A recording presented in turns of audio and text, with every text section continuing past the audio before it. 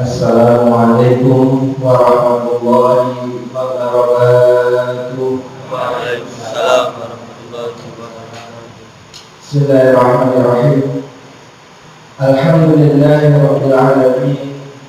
Wassalatu wassalamu ala sayyidil mursalin sayyidina wa maulana Muhammadin sallallahu alaihi wasallam wa ala alihi wa sahbihi ajma'in. Amma ba'du. Yang kami muliakan dan yang kami cintai guru kita semua yang Ustaz Mufti, mudah-mudahan Allah Subhanahu wa taala menjadikan umur beliau dalam kesehatan sampai sehat walafiat, dimudahkan segala urusannya, dikabulkan segala hajatnya. Dan yang kami cintai dan yang kami muliakan juga Bapak Ketua DKM Musola Al-Hikmah dan wakilnya, dan hadirin dan hadirin semuanya. Alhamdulillah, pada kesempatan malam hari ini kita dimudahkan oleh Allah Subhanahu wa taala hadir di majelis yang mulia, majelis Maulid Nabi Muhammad SAW, majelis zikir. Itu semua adalah majelis pengampunan dosa, diturunkannya rahmat Allah Subhanahu wa taala dan diturunkan ketenangan. Alhamdulillah, pada kesempatan malam hari ini kita akan membahas sedikit tentang Isra Mi'raj Nabi Muhammad SAW. Karena meyakini Isra ini hukumnya wajib. Kenapa? Karena sudah disebutkan di dalam Al-Quran. Allah Subhanahu wa taala berfirman, Bismillahirrahmanirrahim. Subhanalladzi asra bi'abdihi lailan minal masjidil haram ilal masjidil aqsa alladzi barakna hawlahu linuriyahu min ayatina innahu huwas sami'ul basir. Disebutkan dalam Subhanalladzi asra. Ayat ini dimulai dengan kalimat tanzih. Subhanallah. Ini tanzih, mensucikan Allah Subhanahu wa taala. Bahwasanya wujudnya Allah Subhanahu wa taala tidak seperti wujudnya makhluknya. Kalau kita diciptakan oleh Allah Subhanahu wa taala, kalau Allah Subhanahu wa taala tidak ada yang menciptakan. Jadi di sini dengan mensucikan Allah Subhanahu wa taala. Bahwasanya pekerjaannya Allah Subhanahu wa taala tidak seperti hambanya. Mungkin kalau kita berjalan dari Pemijen ke sini, memerlukan waktu. Tapi kalau pekerjaannya Allah Subhanahu wa taala yang memberangkatkan Nabi Muhammad SAW dari Masjidil Haram ke Masjidil Aqsa tidak membutuhkan waktu. Dan sifatnya Allah Subhanahu wa taala tidak seperti sifatnya makhluknya. Maka ayat ini dimulai dengan kalimat tanzih, mensucikan Allah Subhanahu wa taala. Subhanalladzi asra. Maha suci Allah Subhanahu wa taala yang telah memperjalankan. Jadi baginda Nabi Muhammad SAW itu tidak berjalan dari Masjidil Haram ke Masjidil Aqsa, tidak. Baginda Nabi diperjalankan. Jadi kalau ada anak bayi mendaki naik ke puncak Gunung Cermai, ini tidak mungkin kan? Tapi kalau dibawa sama bapaknya, dinaikkan, namanya dinaikkan. Nah ini Rasulullah SAW, beliau bukan berjalan tapi diperjalankan oleh Allah Subhanahu wa taala. Dan yang namanya perjalanan itu semakin besar kekuatannya maka akan semakin cepat. Jadi kalau kita dari sini dari Cirebon misalkan ke Indramayu jalan kaki, itu kalau jalan kaki berapa jam? Gitu kan? Semakin cepat lagi kita naik mobil, itu berapa menit? Semakin cepat lagi mungkin kita naik kapal, naik jet, berapa detik misalkan? Atau naik Solo, naik roket misalkan, lebih cepat lagi. Jadi semakin tua semakin cepat. Nah ini yang memperjalankan baginda Nabi Muhammad SAW adalah Zat yang Maha Kuat yang tidak membutuhkan waktu. Subhanalladzi asra bi'abdihi. Maha suci Allah Subhanahu wa taala yang telah memperjalankan hambanya. Kalimat hamba yaitu termasuk jasad dan roh. Jadi Nabi Muhammad SAW diperjalankan oleh Allah Subhanahu wa taala dari Masjidil Haram ke Masjidil Aqsa dengan ruh dan jasadnya. Ya, tidak hanya ruhnya saja, tapi juga dengan jasadnya beliau. Karena kalimat abdihi yaitu dengan ruh dan jasad. Dan secara nyata ini bukan mimpi. Kalau seandainya secara mimpi, orang-orang kafir Quraisy tidak akan mempermasalahkan Isra'nya Nabi Muhammad SAW. Ini buktinya bahwasanya secara nyata mereka mempermasalahkan Isra'nya Nabi Muhammad SAW. Kenapa? Karena mereka itu kalau bepergian berdagang dari Masjidil Haram ke Masjidil Aqsa itu tuh berangkatnya 40 hari, pulangnya lagi 40 hari. Jadi pulang pergi 80 hari. Akhirnya Nabi Muhammad SAW dalam waktu sekejap. Dikatakan oleh Imam Ad-Dahabi kurang lebihnya sepertiga jam, yaitu 20 menit semuanya berjalan dari Isra awal sampai Mi'rajnya Nabi Muhammad SAW. Subhanalladzi asra bi 'abdihi lailan. Kenapa kok masih disebutkan lailan? Padahal sahabat sendiri dalam bahasa Arab maknanya adalah perjalanan di malam hari. Kenapa masih disebutkan lailan? Bahasanya menunjukkan bahasanya di sini lailan itu kalimatnya nakirah mubham. Maka itu berapa saking sebentarnya. Dan dikatakan di dalam Maulid qabla dalam al-Faraj sebelum tempat tidurnya Nabi Muhammad SAW itu dingin. Jadi kalau orang tidur lama kan hangat. Nah itu masih sebelum dingin sudah Rasulullah sudah kembali lagi. Lailan minal Masjidil Haram ilal Masjidil Aqsa. Nah ini permulaannya Isra dan akhirnya finishnya. Jadi startnya dari Masjidil Haram minal Masjidil Haram, dari Masjidil Haram ilal Masjidil Aqsa, ke Masjidil Aqsa di Palestina. Yaitu usrahnya Nabi Muhammad SAW. Minal Masjidil Haram ilal Masjidil Aqsa. Masjid Aqsa, Aqsa itu paling jauh dari masjid dari Masjidil Haram. Masjid yang paling jauh adalah Masjidil Aqsa. Minal Masjidil Haram ilal Masjidil Aqsa alladzi barakna haulahu. Yang Allah Subhanahu wa taala berikan keberkahan di sekelilingnya Masjidil Aqsa. Jadi kalau Allah Subhanahu wa taala memberikan keberkahan kepada sekelilingnya Masjidil Aqsa, lebih utama Masjidil Aqsa-nya. Itu keberkahan tersendiri. Ini babil aula gitu. Kalau menghukum kepada orang tua bukan haram. Tapi kalau hukum lebih haram. Kalau menghukum saja kayak gitu kan. Pada orang tua haram. Apalagi mengukur ini babil aula. Begitu juga kalau sekelilingnya Masjidil Aqsa diberikan berkah oleh Allah Subhanahu wa taala, maka lebih utama Masjidil Aqsa itu tersendiri. Minal Masjidil Haram minal Masjidil Aqsa alladzi barakna haulahu linuriyahu min ayatina. Kenapa Allah Subhanahu wa taala menjalankan baginda Nabi Muhammad SAW dari Masjidil Haram ke Masjidil Aqsa? Linuriyahu min ayatina. Itu Allah Subhanahu wa taala ingin memperlihatkan kepada baginda Nabi Muhammad SAW kebesaran Allah Subhanahu wa taala. Jadi diperlihatkan tanda-tanda kebesaran Allah Subhanahu wa taala. Nah itu Rasulullah SAW waktu Isra diperlihatkan bahwasanya ada orang itu dipotong-potong lidahnya dan bibirnya dipotong-potong. Nabi Muhammad SAW bertanya kepada malaikat Jibril, karena malaikat Jibril yang menemani baginda Nabi Muhammad SAW Isra Mi'raj. Bertanya Nabi Muhammad, karena Nabi Muhammad diperlihatkan, bukan melihat tapi diperlihatkan. Sehingga Nabi Muhammad SAW bertanya, Man haula'i ya Jibril? Siapa mereka itu wahai Jibril? Mereka adalah mutaba'ul fitnah. Mereka adalah khatib-khatib, penceramah-penceramah, dai-dai yang fitnah. Mereka hanya ngomong saja, tidak diamalkan ilmunya.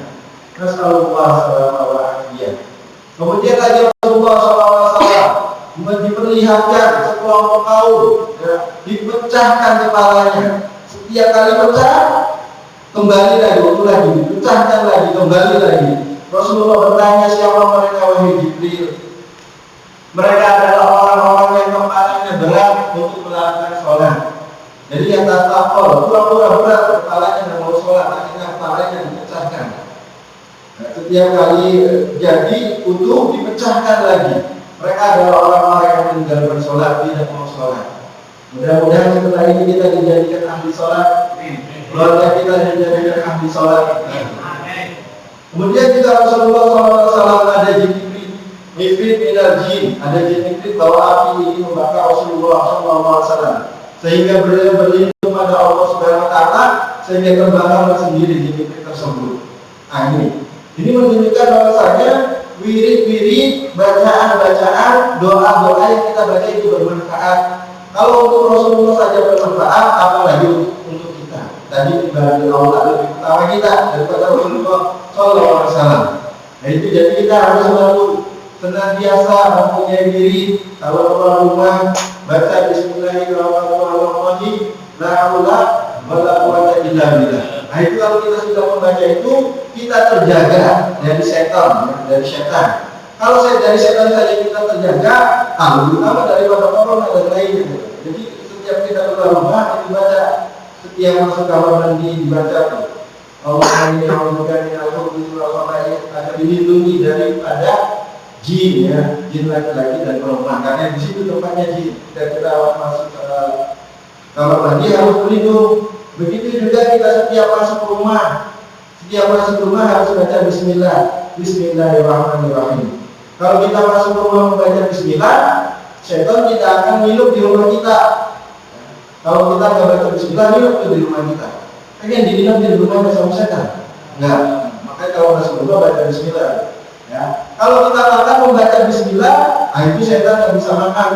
Jadi kalau kita masuk rumah baca Bismillah, kita makan baca Bismillah, itu setan tidak dapat tempat penginapan, tidak dapat juga makanan.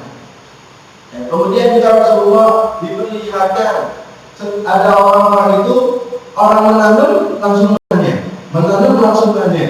Nah ini siapa mereka wahai Jibril? Yaitu mereka adalah orang yang jihad fisabilillah, mereka yang jihad di jalan Allah Subhanahu Wa Taala. Jadi pahalanya itu cepat sekali, nanum langsung panen. Itu pahalanya orang yang jihad. Kemudian lagi diperlihatkan bahwasanya ada orang mencakap-cakap wajahnya, mencakap-cakap dadanya dengan buku yang terbuat dari besi, dari mata. Siapa mereka yang wahai Jibril? Mereka adalah orang yang suka menggibah orang lain, suka membicarakan kejelekan orang lain.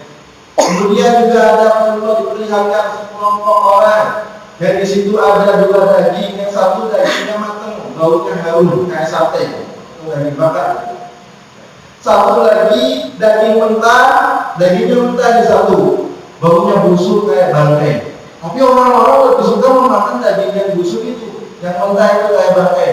Siapa mereka wahai Jibril? Mereka adalah orang-orang yang sudah mempunyai istri atau sudah mempunyai suami. Kalau dia sudah punya istri, terus dia pergi dengan perempuan lain, dia berzina, itu dia digambarkan memakan daging yang busuk, padahal sudah ada daging yang matang, yang harum, ada yang halal, dia pergi dengan yang haram.